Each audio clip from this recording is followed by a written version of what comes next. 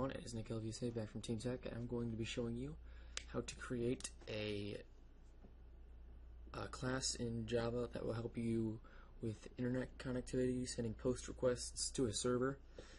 And yeah, so let's just get right into it. First thing we need to do is create a new project. I'm going to be calling it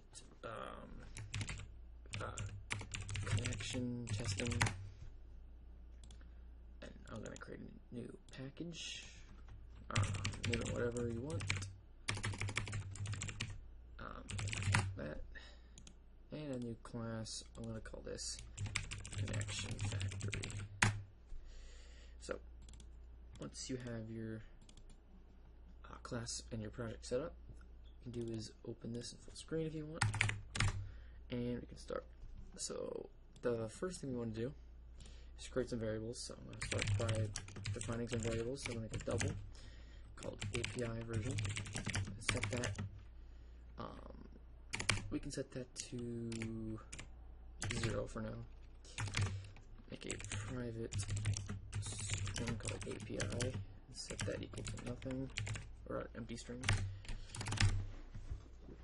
I'm going to be creating a private string called method. Type. We're going to by default set this to post. We're going to create a private string called type. This is going to be the type of request. So it's going to be an application form submission. So to do that, it's application \x www form URL encoded, and that is the type by default. Alright, we're going to set the default user agent.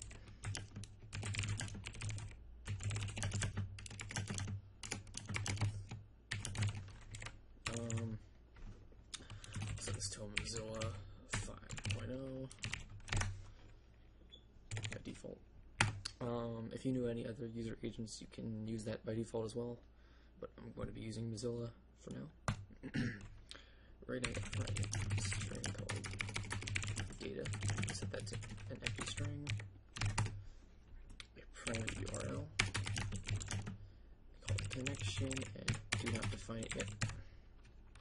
And to import URL, you can either hover over it and import from java.net, or if you're on Windows, you can use the key combination Control-Shift-O.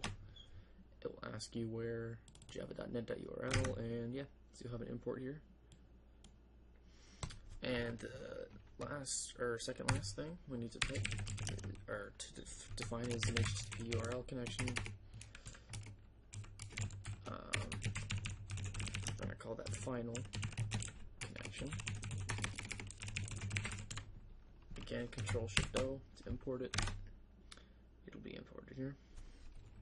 And the last definition will be a hash map that will take in two strings, a key and a value. The key will be a string and the value will be a string. Fields, and we're going to define it up here.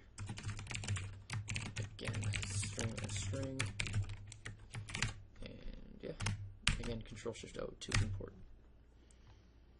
Alright, after we're done defining that, we're going to create the constructor. So to do that, just get a public connection factory, or whatever you name the class. So type this and make sure it is exactly what you named the class.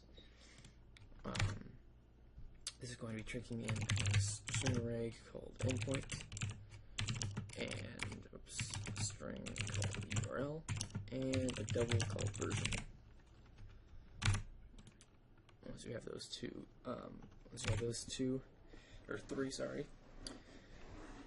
fields to put in there. In the first piece of code we're going to type in is this.api version is going to be equal to version, and this.api is equal to URL. Oops, there we go. Next, we're going to say fields.put is going to add a new key.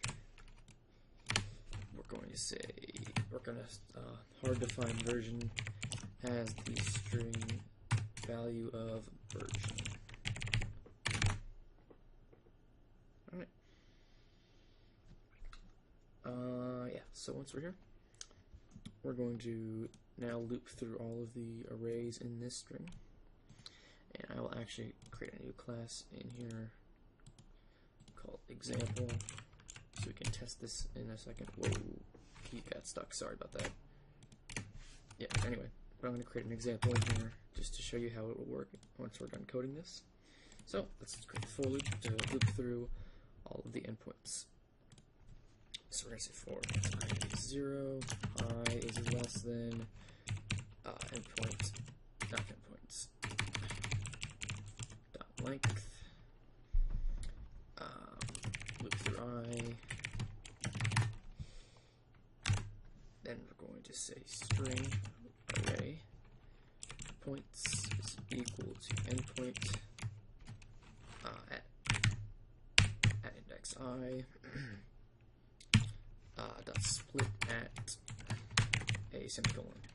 And we're going to loop through this again. So for int, we're going to call it f because we used I already, and if we use I again, it will give us an error because I is already defined.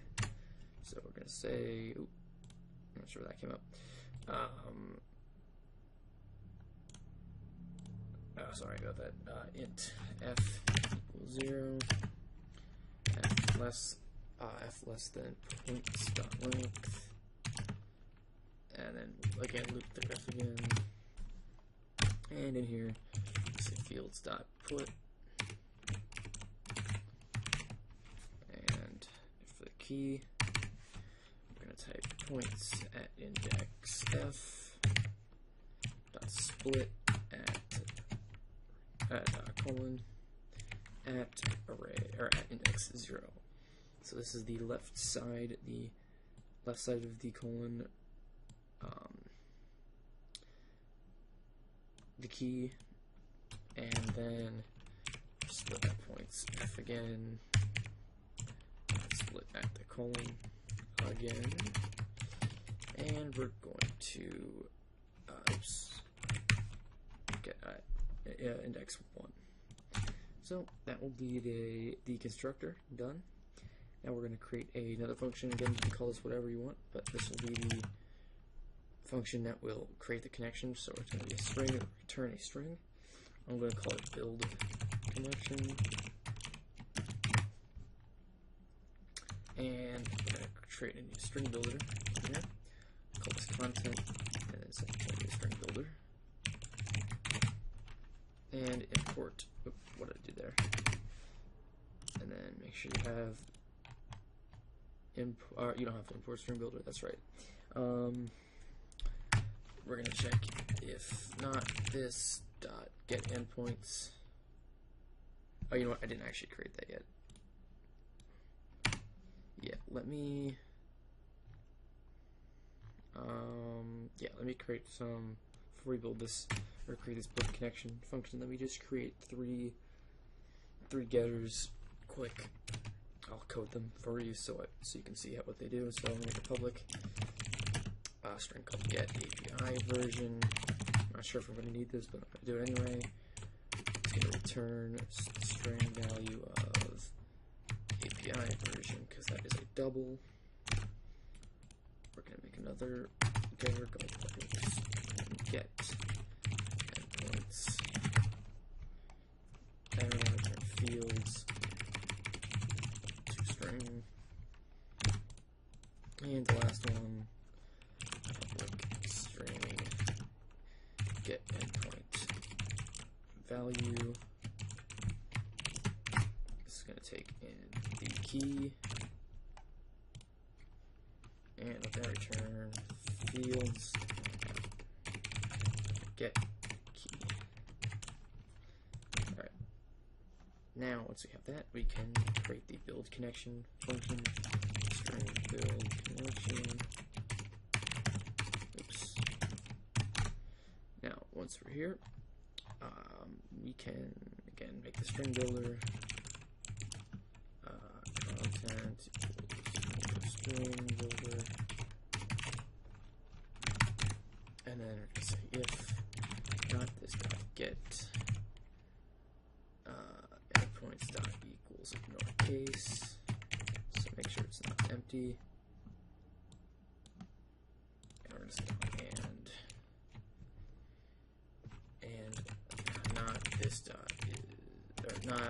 sorry, not dot get endpoints dot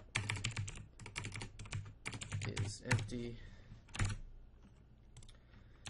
After we do that, we're going to create two strings, one called string bars and another one called string vowels.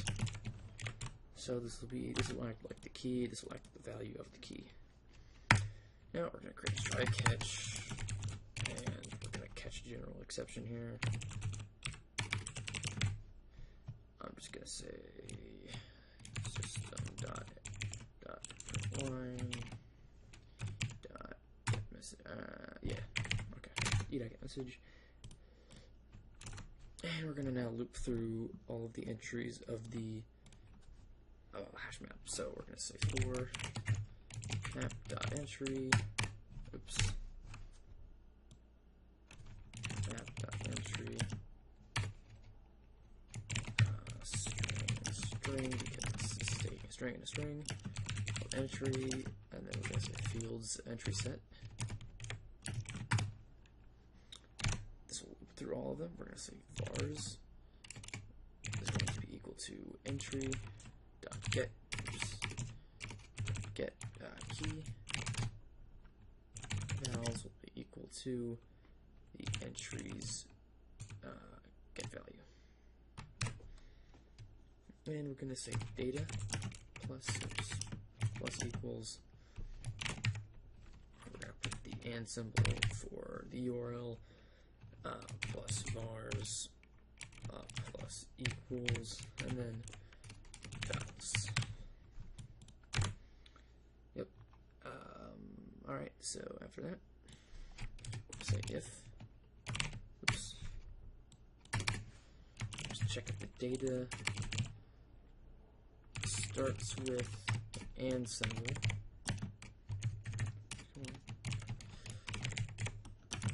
We're going to say data is equal to data dot replace first, which will replace the first match of the symbol or text we want to find. So we're going to replace the first instance of this with an empty string. That makes sure that the first the first variable in a URL is a question mark and not an and symbol, because that's how URL post requests will work. Now we're going to set a connection, which we defined up there, up here. So connection is the URL equal to a new URL, and that will be up API, and we're going to start reading this. So before we do this and create a new buffered reader, what we need to do is make another function. It's going to be private, just so that this function can use it. It'll be easier to read. So it's going to be a private input string. I'm going to call it read with access. It's going to be URL called URL and a string called data. All right, and let's make sure we have input stream imported. Make sure it's from java.io, and okay. So let's make a try catch in here. I'm just gonna exception E, and I'm just gonna copy this line. Same thing. In here we're gonna create a byte array, sorry, called out, and it's gonna be equal to data.toString. So the string value of data. We're gonna get the bytes of that. And so now we're going to start using the final connection. So final connection is the actual HTTP URL connection that we defined up here. So let's now set that equal to something. So we're going to say final connection is equal to, and we have to cast HTTP URL connection to this value. It'll be URL.open connection. As you can see, it thinks it's a URL connection, and this is an HTTP URL connection, so you have to cast this to the URL connection. And after we can do that, we shouldn't have to do any more casting. We're going to say final connection, and we're going to set all of the properties. So set request method to method. Oops. And final connection dot set do output. We're going to set that to true so we can read the output of the return value from the server. So final connection dot, and we're going to add two request properties. One called user agent, and we're going to set that to the user agent that was defined, and the second one will be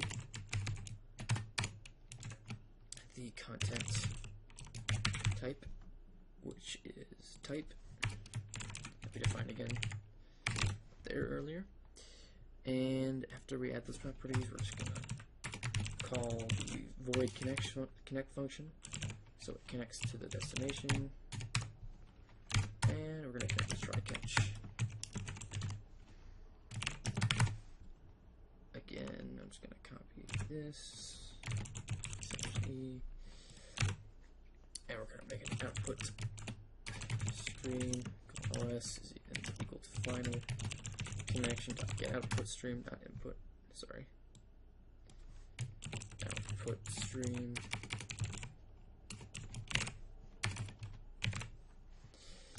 and make sure we have output stream imported from java.io, and we're going to say os.write, and we're going to write out, which is the byte array of the data. Alright, now last thing we need to do is in this catch statement, make sure to return null, or return, actually we could probably return e.toString as well. Make sure it's a string value, or actually, sorry, let's return, yeah, it's looking for an input stream. Let's just return null. Probably not the best idea, but yeah, it's good enough for now. And then under this catch block, return final connection.get input string. Alright, now it's going to give us this thing because we're not actually using it anywhere, and it's private, so that means that classes like this can't access it. That's because we're going to go back up here under connection, and we're going to start creating the code that will read the response from the server. So to do that, we're going to use something called a buffered reader in Java. Set that to reader. It's a new buffered reader, new input string reader, and we're going to say read with access. We're going to call the function inside of the new input stream reader, and we're going to pass in connection and data. Alright, now we need to import all of these. We can hit Control-Shift-O, and it will import everything for us. What's this error? Oh, that's because we're not returning anything, I think. Yep, okay. We'll fix that in a second once we're done with this. Next, we just want to declare a string called line, and don't set it anything. We're going to set a while loop. Say while, and then line is equal to reader.line is not equal to null. So, oops, keep getting that stuck. So basically this line is saying while this line is, while this is not null, setting it to the string we defined up here. While that's not null, while there's data being sent from the server, we're going to say content.append, and content is our string builder line, and we're going to say plus a new line, slash n is a new line. Backslash n is a new line. And under the while reader, we're going to make sure we close the buffered reader, clean up that, and we're going to return content.toString. And go up to this if statement here. It will highlight which one it is, make an else statement, not P. There we go. Create an else statement. We can return null if that is false, and also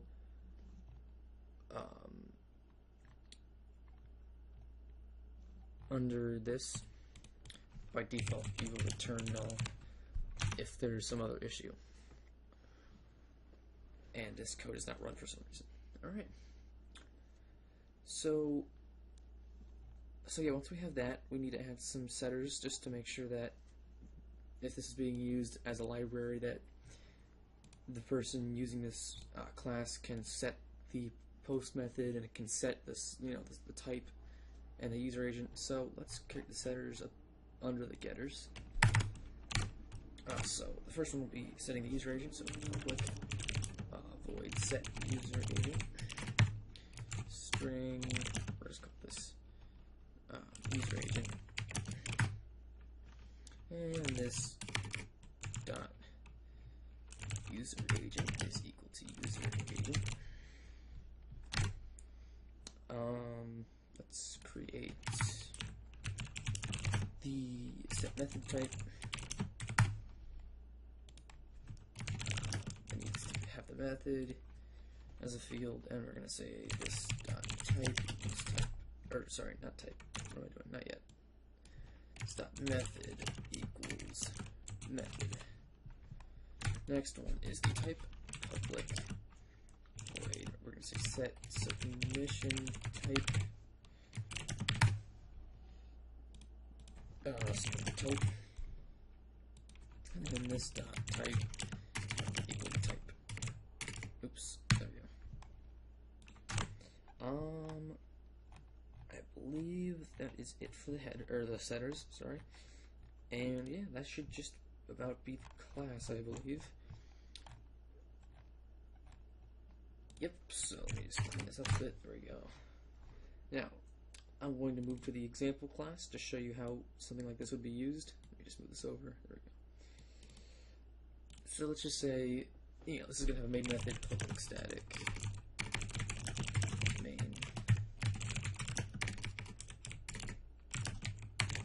Alright, so let's just say this is a program, has the main method in it, and this is some developer's program, and they have to use this connection factory. So what they would do is they would create a new instance of connection factory. Connection factory, it's called this connection, new connection factory. And that's how they would define it. As you can see, this needs a string array, a string, and a double. And if we go back to here, as you can see, it needs the endpoint, the URL, which is the API where it's submitting to, and the version. So we can do here, just above this, we can say a double version equals, for example, 0.1. We can say string URL is equal to HTTPS comes a fresh example .com / API.php or something like that.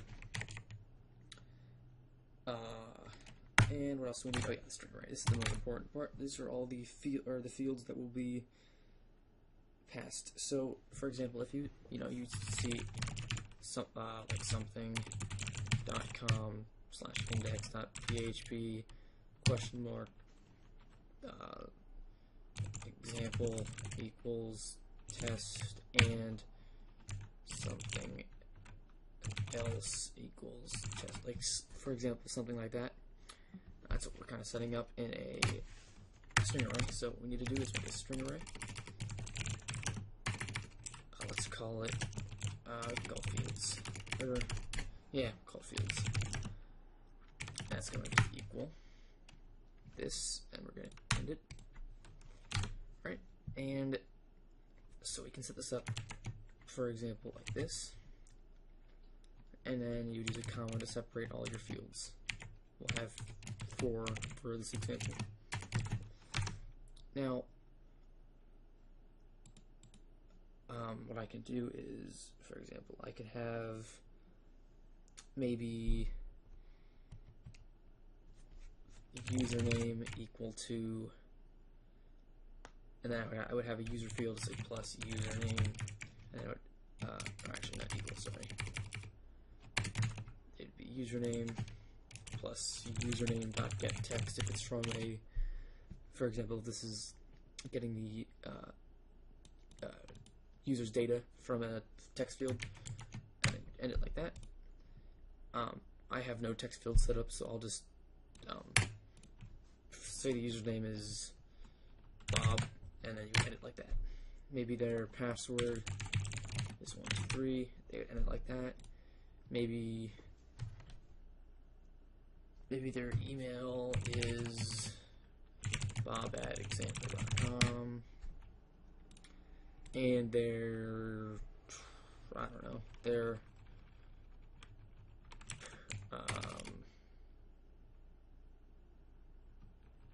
purchasing plan 1. Maybe this is a field for purchasing something. So that's how it would look. You would pass in, I believe it's the fields first, then the URL, then the version. You pass that in like that. No. What is it?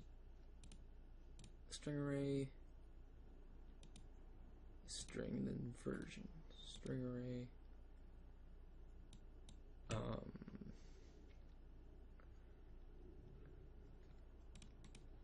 It's taking a double. Yeah.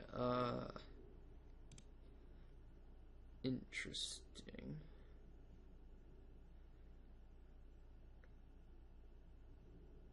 New connection factory.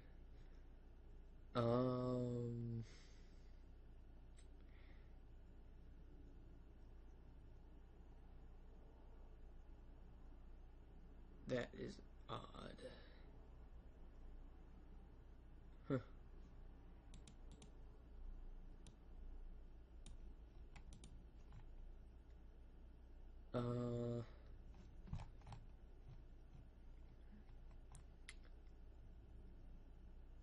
Let me figure this out. I'm gonna pause the video and I will be right back. Alright guys, I'm back. So it seemed like that was right. Eclipse was being weird and it thought it was an error. I just saved it and it was fine, so yep, that was weird. Anyway, that is definitely how you do it. This is what the constructor should look like. I didn't change anything. Yeah, anyway. So okay, so we need the response, right? So if we type in connection dot, as you can see, these are all the functions we can call. So we have the build connection function that we created, the API version, get endpoints, get the endpoint value, all that kind of stuff. So let's just console log, not console, I'm talking about JavaScript now. Whoops, system out, not nanotype. I just started writing JavaScript in Java. Wow, okay, anyway. Print line connection dot get endpoint value. For example, maybe I want to get email. Now if I run this, let's open the console larger.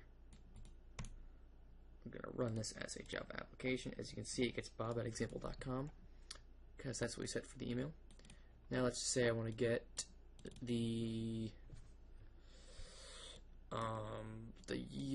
password. I can run this again, and as you can see, it prints out 123.